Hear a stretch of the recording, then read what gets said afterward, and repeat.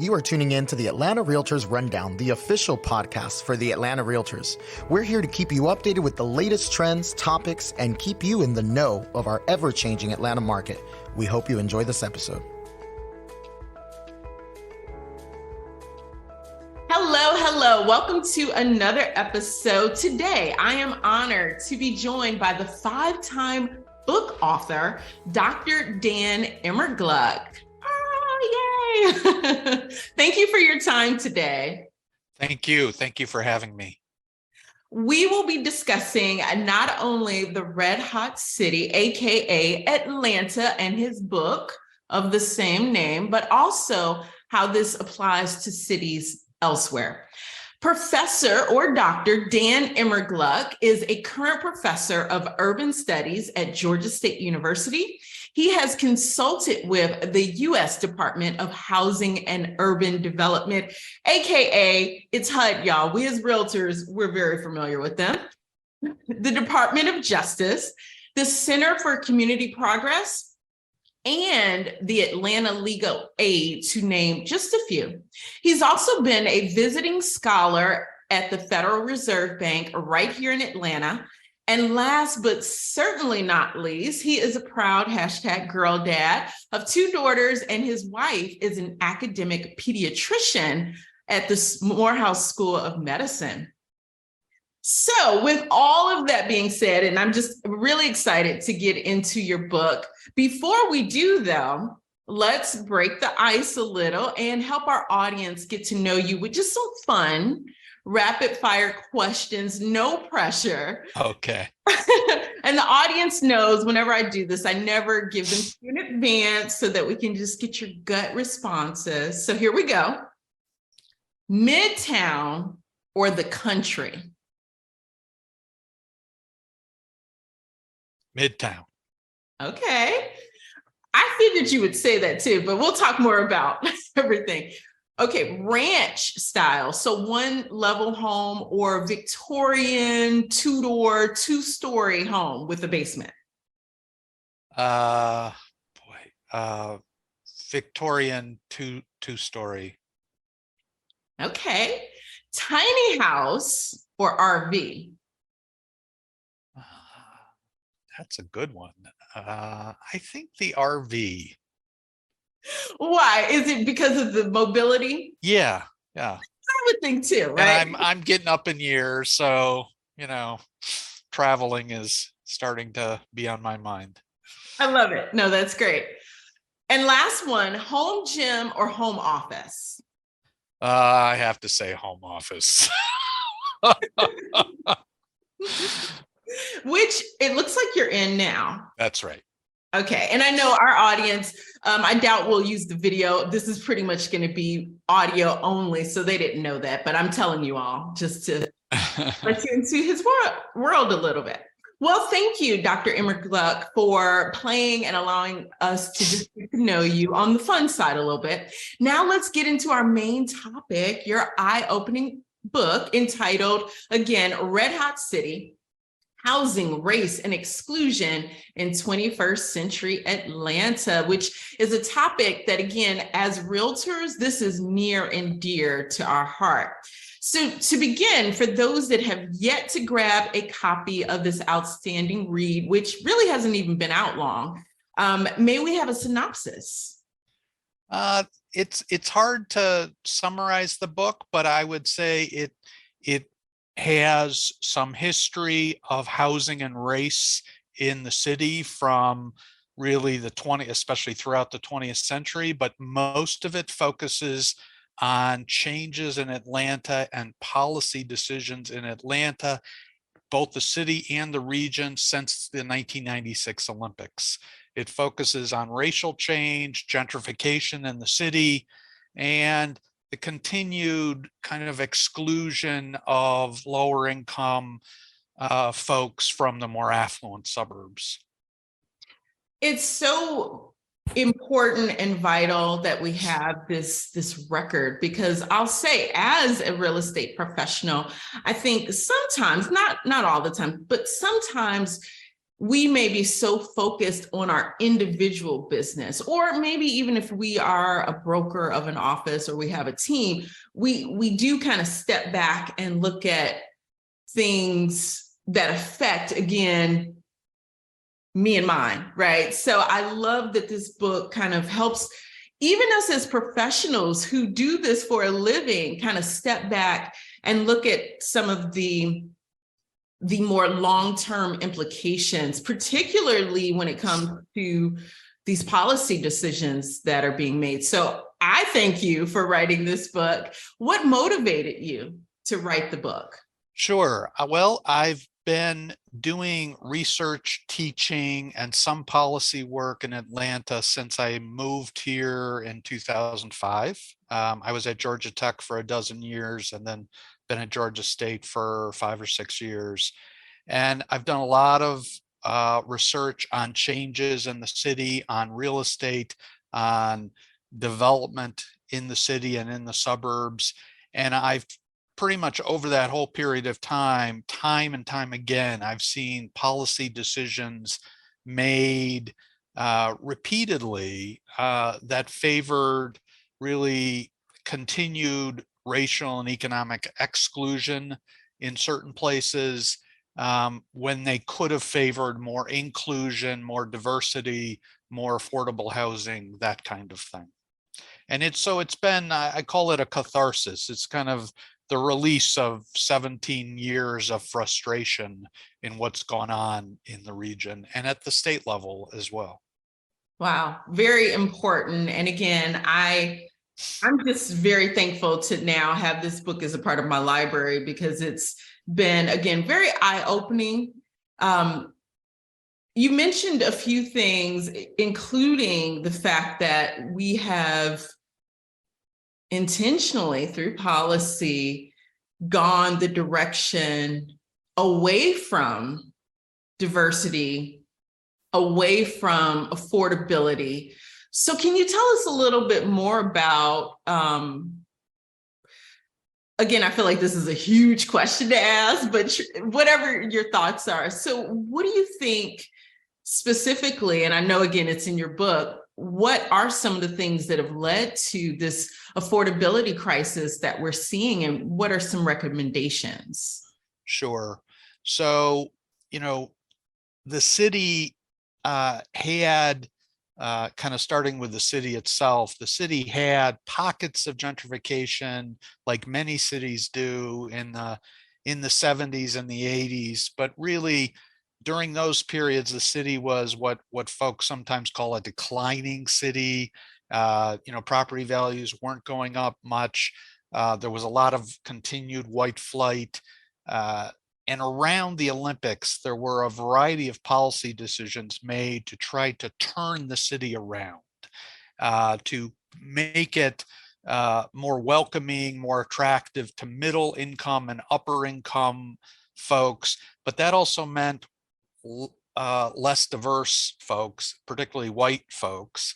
And, there wasn't much thought given to what if this gets out of control? What if, basically folks start flocking to the city and that drives up property values? Shouldn't we provide for a longer term outlook that maintains a more diverse population, both economically and racially? No, the focus was really on let's turn this around and really focus on more affluent folks. And it really did take off. There was a city task force on gentrification that wrote a report in 2001, kind of right in the wake of the Olympics. And they pointed to about 20 policies, mostly focused on encouraging affordable housing, encouraging more stability for renters. Most of those policy recommendations were they were just discarded. They were not acted on. If they were acted on, they weren't implemented, even if they were kind of legislated. And then the planning for the Beltline started. And that was even more, even though the original visions were the Beltline weren't really by Ryan Gravel and others, were really more about connecting neighborhoods, it really became a project, a economic development project, a real estate development project. And the focus again was on attracting upper income folks, on increasing property values. And there was not much thought, except by a few advocates, to what this might mean for affordable housing, for displacement, for those kinds of issues. And we now know what the Beltline, for for all the things that are good about the Beltline, it really has been an engine of gentrification and displacement. We saw lots of jobs come in to the city after the Great Recession, and a lot of the demand for housing resulting from those jobs was focused around the Beltline.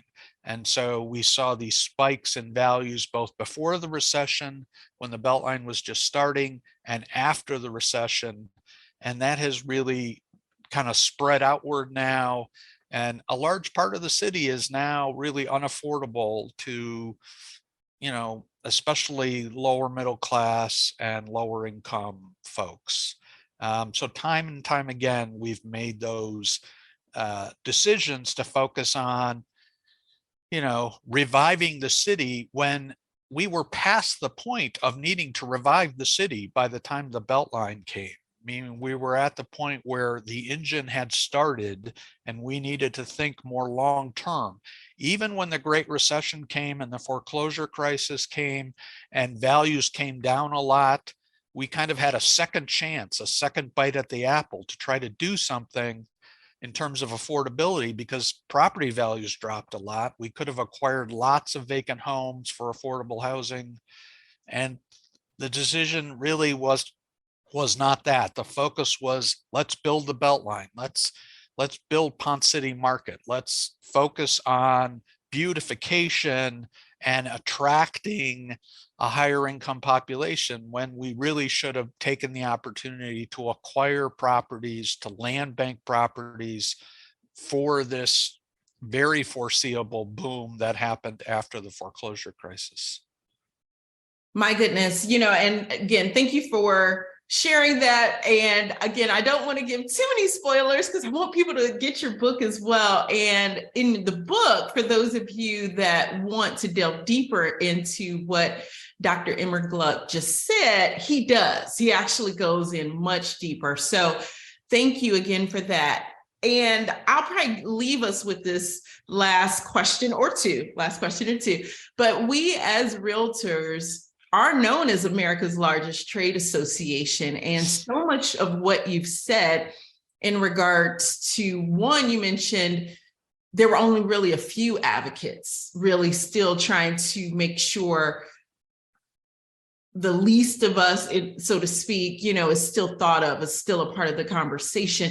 What can we do from here? I know we can't go back in time, at least not yet. I'm working on a time team, but Sure. Well, a couple of things. One is support affordable housing efforts in general. I know, groups like House ATL, but also the Housing Justice League and other groups. But, I'll be frank, the Georgia Realtors Association in particular is a major impediment to affordable housing progress. It regularly lobbies against activities that might protect tenants more. It joins together with the Georgia Apartments Association against even the littlest kind of improvements to laws that protect tenants. Georgia is about the worst state, one of the, I would say, 5 or 6 worst states in the state for not protecting tenants, for really have landlords having the power to evict whenever they want for any reason they want. But the other thing is, we have had huge state surpluses, financial surpluses. None of that has gone to affordable housing. The city has made some progress a little bit, and House ATL is kind of part of that. A little bit more money. For the first time, the city is going to spend some of its, City of Atlanta is going to spend a little bit of its budget on affordable housing on its own city budget, meaning not federal money. But the state, other than the low-income housing tax credit, does almost nothing. It has a housing trust fund for homelessness that is like $3 million a year. It's, absurd. So pushing the state to become more involved both in funding and in protecting tenants, and working within your statewide association to not be so knee-jerk.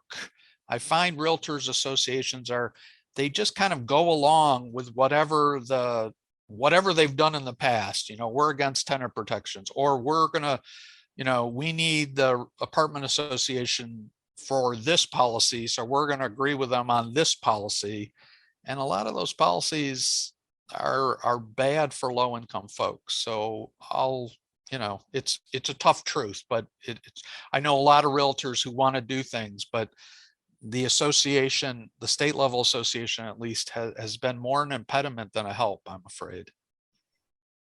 Very interesting. And, it just opens up so many more questions. I know we don't have really that type of time, but sure. I definitely, I want to challenge even us to think about how can we, I don't know that we can strike a balance. I was getting ready to say balance, but how can we attempt to reconcile the fact that, again, as agents, as many of us are landlords, property owners, how can we strike this, again, I hate to use the word balance, but I'll just say it, this balance in doing that side of the deals, but then still caring about our communities, even, so tenants, those that, again, are dealing with the affordability crisis the most. I think this is the ongoing question for us.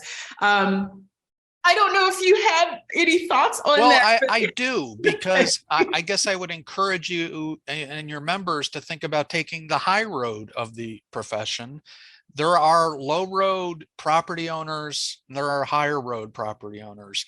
And the low road property owners benefit from folks having lots of evictions on their record, because then those folks are kind of segregated out of the mainstream property market and tenant market because they have these evictions. So they're captive to the low road property owners, the low road investors. So, hopefully the majority of landlords and the majority of realtor association members take the high road, and their interests are actually served, because if Georgia's one of the highest eviction states in the country, and that creates a whole pipeline of folks who are kind of taken out of the mainstream market. And those folks are very unlikely to ever become home buyers, right? Because they're trapped in this cycle of bad real estate and predatory investment. So it's in the interest of the good guys to keep that kind of predatory market small. I think and I've seen this happen in mortgage lending regulation and others, where the good guys kind of say, okay, I know our knee-jerk reaction is to be against regulation, but we recognize that a reasonable amount of regulation is good for the good guys. And it distinguishes us and to drive the kind of predatory folks out of business is going to help the good parts of the business. So I'd encourage folks to think about that. Well said. Okay, any final takeaways for us? I just encourage people to read the book, and I'm always open for feedback, and I appreciate the opportunity. Fantastic. Again, thank you, Dr. Immergluck, for your time today. And again, author of A Red Hot City. It is a red hot city. Thank you so much. Thank you again. Thank you for tuning in to the Atlanta Realtors Rundown. Please subscribe, and for more information on how to get engaged, check us out at atlantarealtors.com. We look forward to having you join us for the next episode.